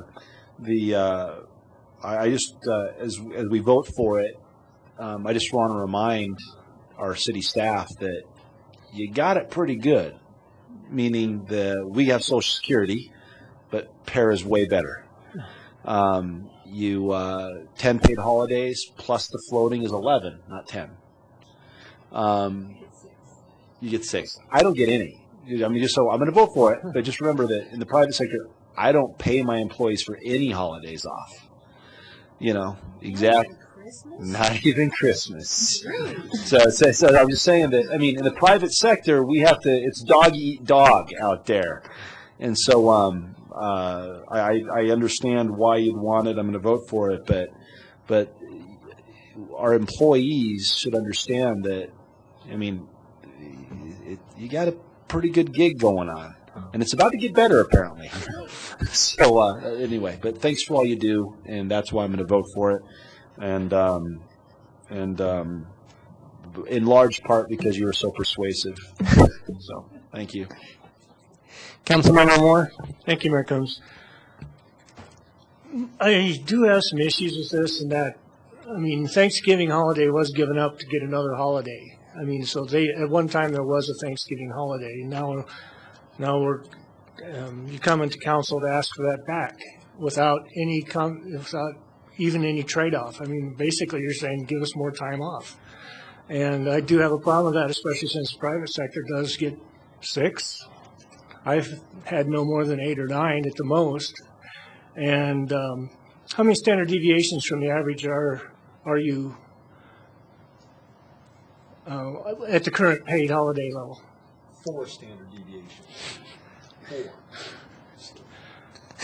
4. With the data that I saw, you're within 1 standard deviation, which means the competitive issue is really not the question here. The question is, should you get this day after Thanksgiving off? Of all the holidays in the whole year, I think the day after Thanksgiving off is the most appropriate holiday. So while I do support it, I do want to remind staff that the cost of the city is not insignificant, and the argument of being competitive is a moot point in my book. And that while I may support this, I just don't think that you can ask to keep taking and not give something back at some point. Councilmember Christensen. I guess I have the same opinion as previously stated here. I've worked for the University of Colorado for 15 years, and we have a flat 10 days off, no floating holidays or anything else. But I do think it's a good idea, and especially for the reasons you stated, to have the day after Thanksgiving. I don't, everybody pretty much takes this off, along with the days around Christmas. And it just seems to me a very logical thing to do. I would like to see it be, 10 days flat, but I'll be voting for this anyway. Thank you. Sure. Councilmember Begler? Thank you, Mayor Coombs. I'm just out of curiosity, what are the 10 days? Now you're on the spot. Now they make you dance. You want your Thanksgiving, you dance. I'm just kidding.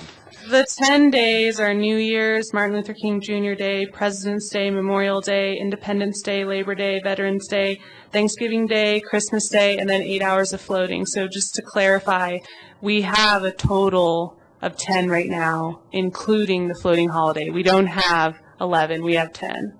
Okay. So. And then this would become 11. Right. Yes. Oh, you're good. Oh, if you don't want to be an engineer, you go to law school. I got a job for you. Okay, thank you. That's what I needed to know. Councilmember Levinson? Well, I worked for government for a bunch of time, and I used to really treasure the holidays that I got off. We worked a very restricted schedule. There was very little flexibility otherwise in our schedule. And I always knew that the day after Thanksgiving, if you're low man on the totem pole, you are going to work the day after Thanksgiving. And, it does make it difficult for people that, it's maybe they're a younger employee, and this is the only time, you might be out here away from your family. This is really the only time of year you could get back with all your family there, and it's a really important morale booster, I think. It's become part of the modern, if you will, schedule for a lot of businesses. I mean, my husband works for a very large nonprofit corporation, but they have the day after Thanksgiving as a holiday, recognizing that they deal with a lot of businesses and contractors, and they could very well do business as well. However, they found that they've had so many employees requesting off that it causes a lot of friction within departments and about pecking order and who gets and who doesn't get. And I think that it really will help build morale. And I think you guys as staff work very hard. And in some points, you could get better paid jobs on the outside, maybe with, one less holiday a year. But I value the dedication of staff. And especially since we're not talking about the entire city is going to close down. The museum will still be open. The rec center will be open. We'll have fire and police operations as usual. And I think that one thing I wasn't clear about, would the library be open or not? So those are decisions we wanted to leave up to council. Okay. And I guess the only caveat is that you all must spend money in Longmont that day after Thanksgiving. Because look at it this way. You could all spend enough money that we could recoup that $175,000 just in a one-day windfall tax revenue. Shock till you drop. Well, one thing I'd like to point out is, the workload that the city's been doing since the flood. I mean, the number of contracts that they've issued, the accounting department, everybody has worked 40, 50% more. And, when you compare ourselves to the state, they couldn't even process anything because they had a 2 or 3% increase in workload. And so from comparing our city employees to how we reacted and how we still ran our city, that's why I'm going to vote for this thing, because I think we have quality employees, and I'm very proud of the job they've done. And I think that they love their job, and I think, I really appreciate them.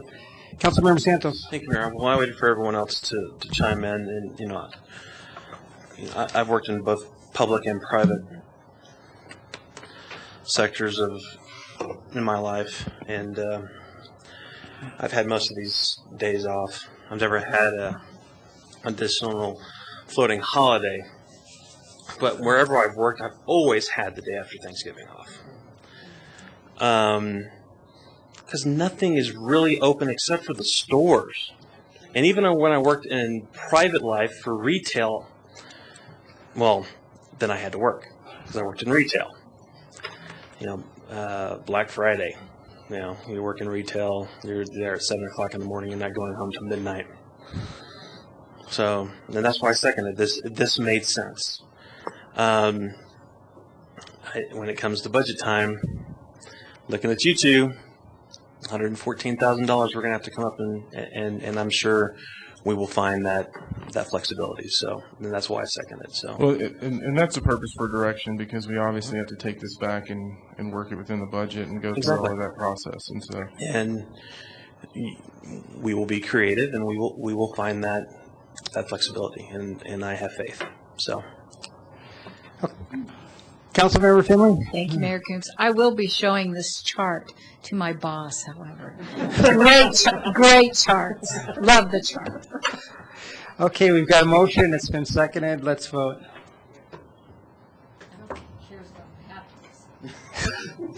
Okay, that passes 7-0. Thank you. Great presentation. Victory. On behalf of the Employee Advisory Group, thanks for giving us the time to bring this up to you guys tonight. So now it's time for mayor and council comments.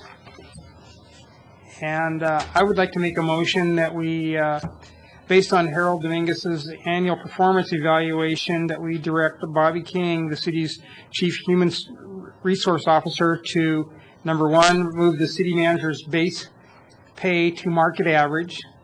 Number two, increase the city manager's annual bonus by $2,000.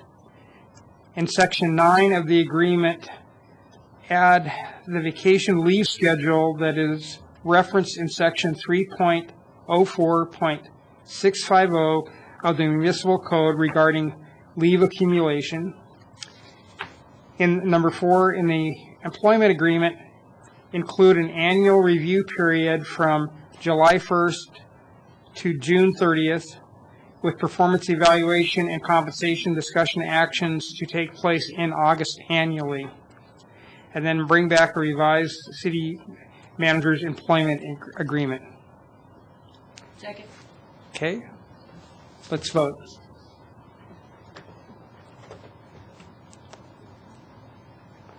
Okay, that passes 7-0. Councilmember Bagley.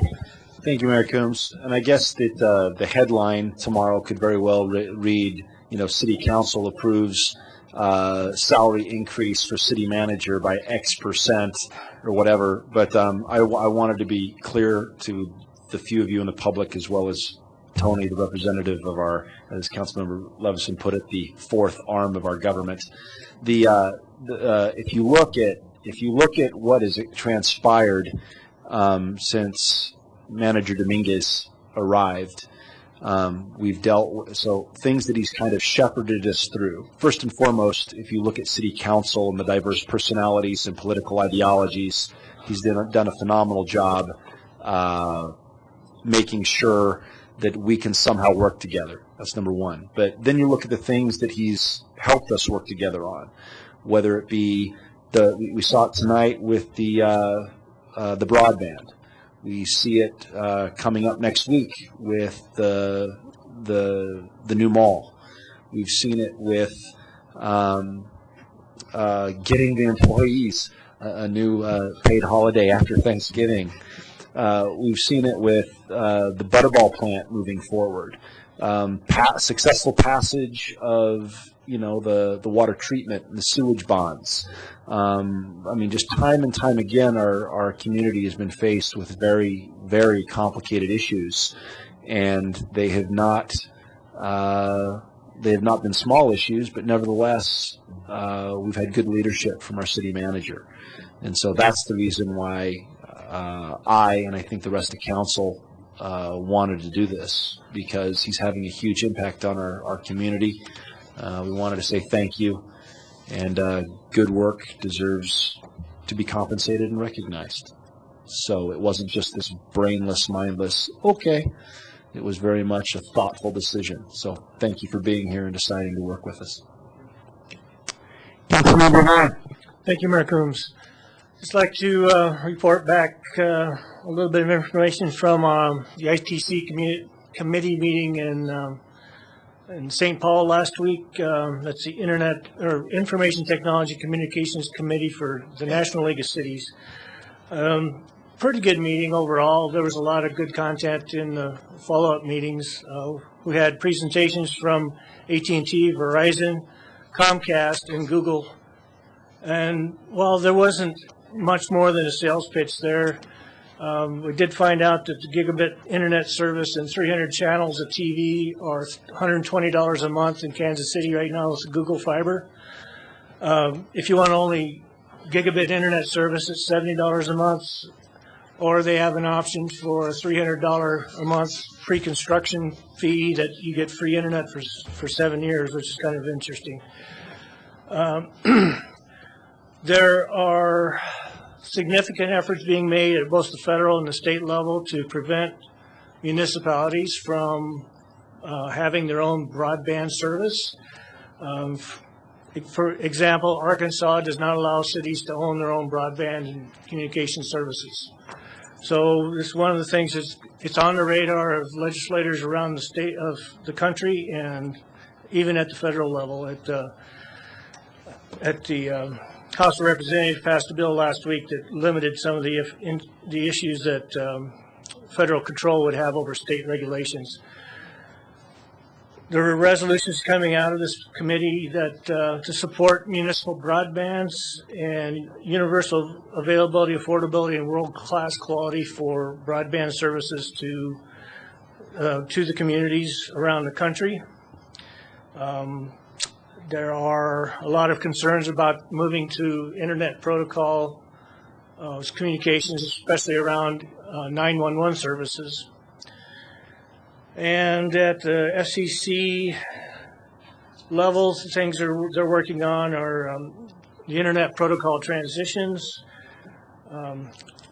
setting policy to allow public-private partnerships, pressing forward is allowing municipal broadbands, public safety communications, wireless tower sightings, pole attachments, and split router Wi-Fi. So all those have different implications for the future of broadband in this country. Maybe at some point we'll actually catch up to Europe. I'd like to also take a little more time and shout out to the 4th annual Leftapalooza festival this Saturday at Left Hand Brewery, supporting the Leukemia and Lymphoma Society. 200 guests this year are Dell Ewing, owner of Dell's Masonry. He's been in business for 52 years. He's been diagnosed with lymphoma, and so I'd like to get you out there to support him as well. The second honoree this year is 7-year-old Delaney Stafford, who's diagnosed with leukemia. It's a very common childhood disease, and the progress that's been made over the years has been pretty significant. Why this is important to me is I'm a 10-year survivor of leukemia, and it is not an easy road. So get out there Saturday, have a good time, and support the Leukemia and Lymphoma Society. Councilman Finley. Thank you, Mayor Coombs. I also attended the policy forum in St. Paul. I'm on the Community and Economic Development Steering Committee. It was mostly a community development committee, not too much economic part of it, but we discussed important things like CDBG funds. Don't want to go into it too much, but we'll be talking with some members of staff about some ideas that came up in that committee. It was well worth our time to be there. I also wanted to mention our deepest sympathy for the employees at Amgen who will be losing their jobs in the next couple years, and I'm sure that we'll do everything we can to help you find something else in our community. that company will be missed here. This Saturday is also the Boulder County Fair Parade happening. That's always a fun one for everyone. I hope everyone will come down to the fair and to the parade. Sister Cities is also having Thanksgiving in August, Saturday night. I hope some of you can make that. It's a fun time. The ambassadors all get to do their songs and their skits, and it's a lot of fun. I also would like to mention my business of the week, which would be Old Chicago. They've been around for a while now, 1805 Industrial Circle. Great place to meet friends and have a beer. Councilman Levison. Well, I want to say I would have said everything about all the events coming up this weekend. It's an extremely busy weekend. I want to encourage council members to, we will have an entry, number 31 in the parade, which will be an antique fire truck, and we'll be on that. The other thing is I'd encourage people, one of my family's favorite events of the year is that pancake breakfast before the parade, and I think it just, having that event with the parade is kind of one of those DNA Longmont combinations of kind of your perfect combination of, Western style, community fundraising with the club that puts on the breakfast, and then having the parade. I mean, no better family time on a Saturday morning in the summer. And I wish good luck to all those adults and children entering in the fair.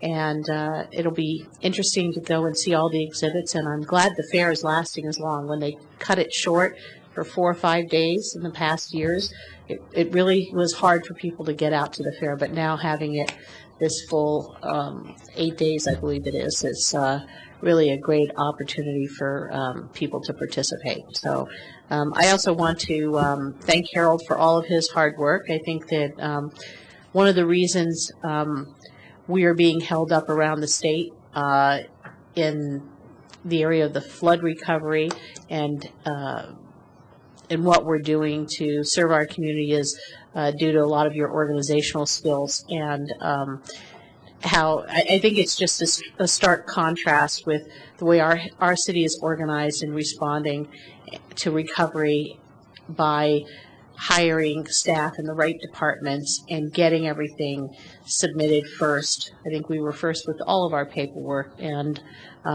in contrast with some other levels of government who just hired consultant teams to come in and do the work for them. I think that having it done in-house is great. It gives us a level of accountability, and I think that was a lot of those flood recovery organizational things you've done is just terrific, and will save us money in the long run too. So thank you. Councilman Santos. Thank you, Mayor Combs. Thanks, Harold. Thanks for everything that you've done for us so far. So I'll just keep that short. Just thank you.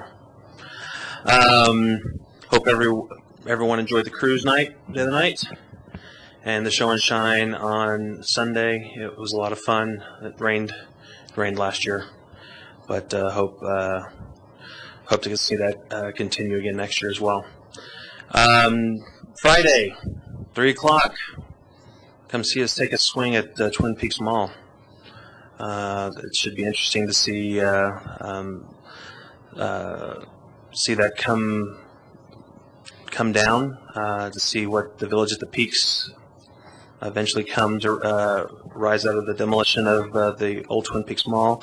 It served its purpose, and now Village of the Peaks will end up taking its place here, I hope, within the next year. So come out at 3 o'clock from 3 to 5 at Twin Peaks Mall on the north side of the parking lot off of Hover Road in front of the former Sears building. Should be nice to see something. I know Gamma has put out some really nice artwork on the Dillard's building, so on the Sears building, so it'd be nice to see. So come one, come all. Well, not that part. But it's nice to, again, see something new come out. Thanks. Hey, City Manager, any comments? Mayor, I'm sorry to interrupt. You still need a vote on that original motion. Oh. On what? Giving Harold his raise? Damn, he noticed. Way to go. Oh, that's right. Yes. Right. All right. I thought we had. Didn't we? I was sure we voted. No, we were right. Okay. We skipped over after Okay. my comments. All right. Were you nervous, Harold? Okay. So. Okay, it's 7-0.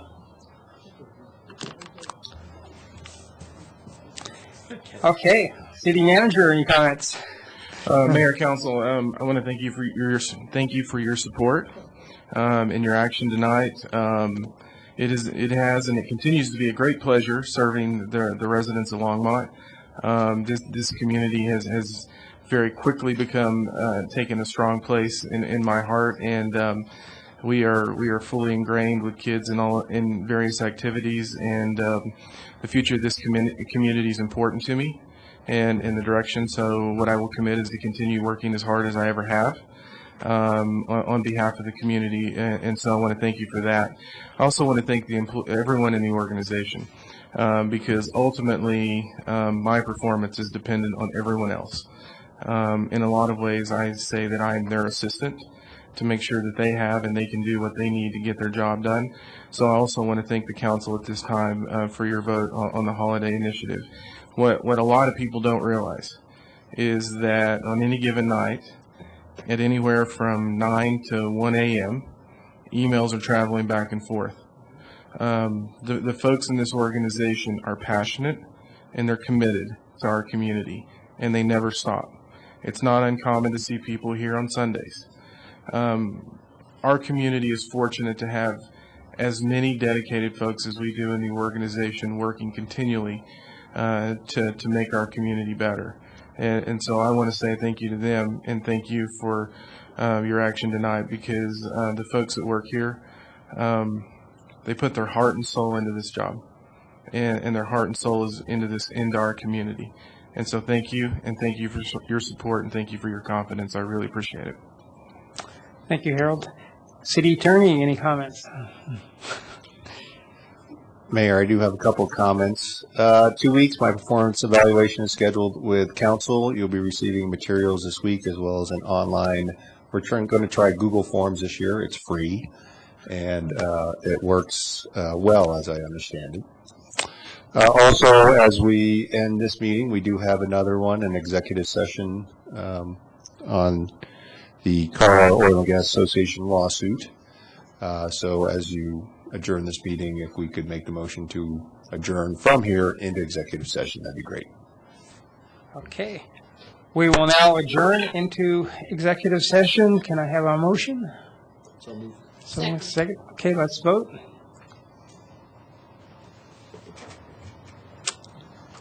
Okay, it passes 7-0.